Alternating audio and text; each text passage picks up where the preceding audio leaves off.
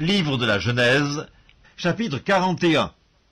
Au bout de 2 ans, Pharaon eut un songe. Voici, il se tenait près du fleuve, et voici 7 vaches, belles à voir et grasses de chair, montèrent hors du fleuve et se mirent à paître dans la prairie. 7 autres vaches, laides à voir et maigres de chair, montèrent derrière elles hors du fleuve et se tinrent à leur côté sur le bord du fleuve. Les vaches, laides à voir et maigres de chair, mangèrent les 7 vaches, belles à voir et grasses de chair, et Pharaon s'éveilla. Il se rendormit et il eut un second songe. Voici 7 épis gras et beaux montèrent sur une même tige, et 7 épis maigres et brûlés par le vent d'Orient poussèrent après eux. Les épis maigres engloutirent les 7 épis gras et pleins, et Pharaon s'éveilla. Voilà le songe. Le matin, Pharaon eut l'esprit agité, et il fit appeler tous les magiciens et tous les sages de l'Égypte. Il leur raconta ses songes, mais personne ne put les expliquer à Pharaon.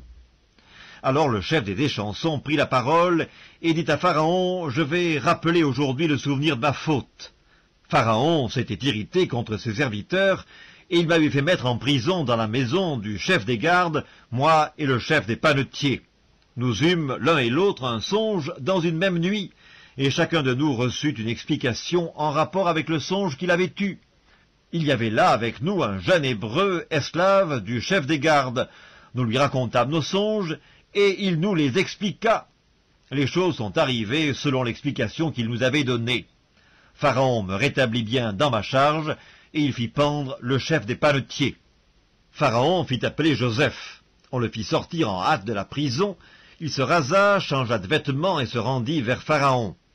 Pharaon lui dit, « J'ai eu un songe, personne ne peut l'expliquer, et j'ai appris que tu expliques un songe après l'avoir entendu. » Joseph répondit à Pharaon en disant, « Ce n'est pas moi, c'est Dieu qui donnera une réponse favorable à Pharaon. » Pharaon dit alors à Joseph, « Dans mon songe, voici, je me tenais sur le bord du fleuve, et voici 7 vaches grasses de chair et belles d'apparence montèrent hors du fleuve et se mirent à paître dans la prairie. 7 autres vaches montèrent derrière elles, maigres, fort laides d'apparence et décharnées.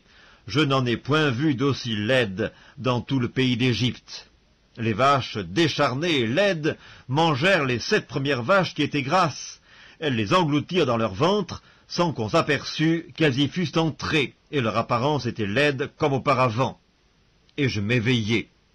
Je vis encore en songe 7 épis pleins et beaux qui montèrent sur une même tige, et 7 épis vides, maigres, brûlés par le vent d'Orient, poussèrent après eux. Les épis maigres engloutirent les 7 beaux épis, je l'ai dit aux magiciens, mais personne ne m'a donné d'explication. Joseph dit à Pharaon, « Ce qu'a rêvé Pharaon est une seule chose. Dieu a fait connaître à Pharaon ce qu'il va faire. Les 7 vaches belles sont 7 années, et les 7 épis beaux sont 7 années. C'est un seul songe. Les 7 vaches décharnées et laides qui montaient derrière les premières sont également 7 années, et les 7 épis vides, brûlés par le vent d'Orient, seront 7 années de famine. Ainsi, comme je viens de le dire à Pharaon, Dieu a fait connaître à Pharaon ce qu'il va faire. Voici, il y aura 7 années de grande abondance dans tout le pays d'Égypte. 7 années de famine viendront après elles, et l'on oubliera toute cette abondance au pays d'Égypte, et la famine consumera le pays. Cette famine qui suivra sera si forte qu'on ne s'apercevra plus de l'abondance dans le pays. Si Pharaon a vu le songe se répéter une seconde fois, c'est que la chose est arrêtée de la part de Dieu et que Dieu se hâtera de l'exécuter. Maintenant que Pharaon choisisse un homme intelligent et sage, et qu'il le mette à la tête du pays d'Égypte, que Pharaon établisse des commissaires sur le pays pour lever un 5e des récoltes de l'Égypte pendant les 7 années d'abondance, qu'il rassemble tous les produits de ces bonnes années qui vont venir, qu'il fasse, sous l'autorité de Pharaon, des amas de blé, des approvisionnements dans les villes, et qu'ils en aient la garde. Ces provisions seront en réserve pour le pays, pour les 7 années de famine qui arriveront dans le pays d'Égypte, afin que le pays ne soit pas consumé par la famine. » Ces paroles plurent à Pharaon et à tous ses serviteurs, et Pharaon dit à ses serviteurs, « Trouverions-nous un homme comme celui-ci, ayant en lui l'Esprit de Dieu ?» Et Pharaon dit à Joseph, « Puisque Dieu t'a fait connaître toutes ces choses, il n'y a personne qui soit aussi intelligent et aussi sage que toi. Je t'établis sur ma maison, et tout mon peuple obéira à tes ordres. Le trône seul m'élèvera au-dessus de toi. » Pharaon dit à Joseph, « Vois, je te donne le commandement de tout le pays d'Égypte. » Pharaon ôta son anneau de la main et le mit à la main de Joseph. Il le revêtit d'habits de fin lin et lui mit un collier d'or au cou. Il le fit monter sur le char qui suivait le sien, et l'on criait devant lui, « À genoux !» C'est ainsi que Pharaon lui donna le commandement de tout le pays d'Égypte.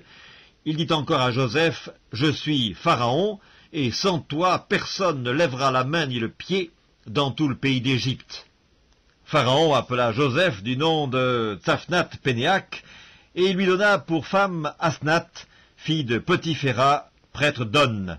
Et Joseph partit pour visiter le pays d'Égypte.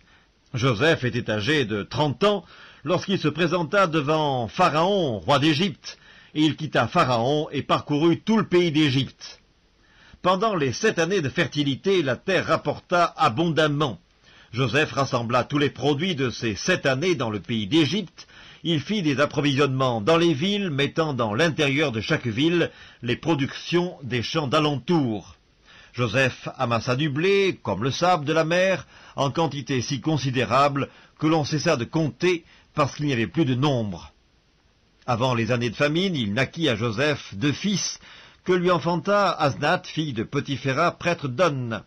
Joseph donna au premier-né le nom de Manassé, car, dit-il, « Dieu m'a fait oublier toutes mes peines et toute la maison de mon père. » Et il donna au second le nom d'Éphraïm, car, dit-il, « Dieu m'a rendu fécond dans le pays de mon affliction. » Les 7 années d'abondance qu'il y eut au pays d'Égypte s'écoulèrent, et voici les 7 années de famine commencèrent à venir, ainsi que Joseph l'avait annoncé.